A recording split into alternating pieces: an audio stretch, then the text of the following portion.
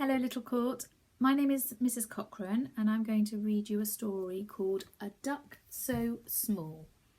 It's written by A.H. Benjamin and Elizabeth Holstein.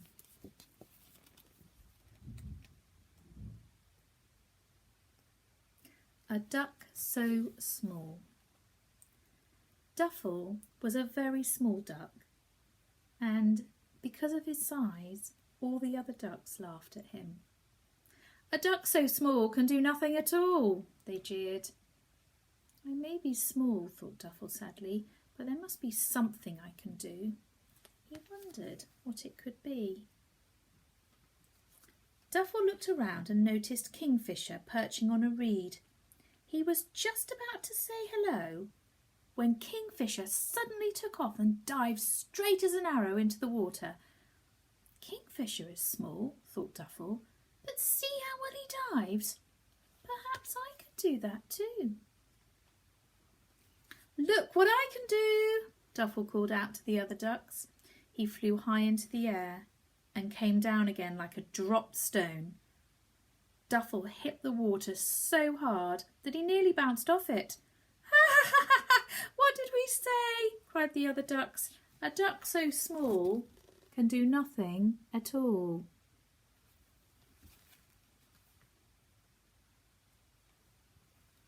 Poor Duffel felt very foolish. He climbed out onto the riverbank, wondering what to do next. Duffel saw Heron standing perfectly still on one leg in the shallow water. "What good balance she has," thought Duffel. "Perhaps I could do that too." "Look what I can do," Duffel called as he stood on one leg with his wings spread out. He wobbled this way and that and landed flat on his beak. "Ha ha ha! What did we say?" laughed the other ducks. "A duck so small can do nothing at all."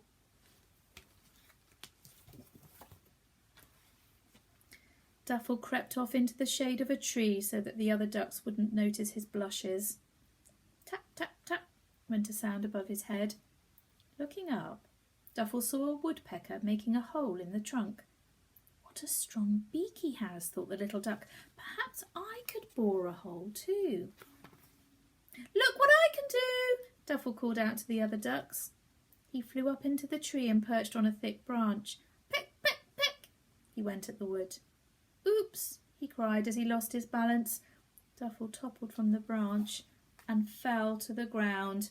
"Ha ha ha ha! What did we say? A duck so small can do nothing at all." All the ducks were paddling and splashing in the river, but poor Duffel decided to hide in the rushes until they left. That way he wouldn't have to listen to their sniggering. "I'm good at nothing," he thought. "I'm just a small, useless duck." And a tear rolled down his beak.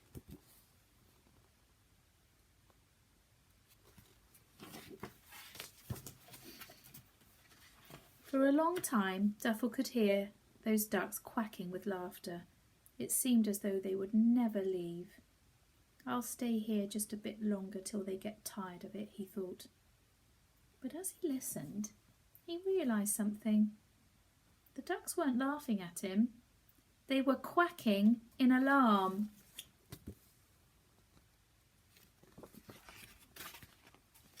Duffel paddled over to see what all the fuss was about. It seemed that a duckling had got stuck in a tiny hole in the riverbank. "Oh, please get him out," begged the duckling's mother. "We will," said the other ducks. But it was no good. They were just too big to squeeze into the hole. All except for Duffel. "Let me try," he said, and because he was so small, he was able to reach right in. It didn't take him long to rescue the trapped duckling.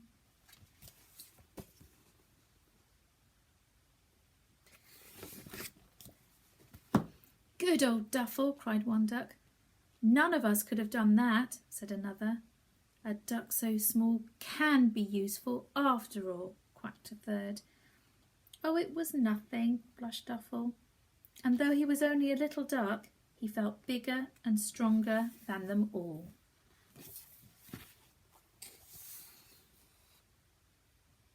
There he is. So just remember, just because you're small doesn't mean to say that you're not special. We are all special and all good at lots of different things.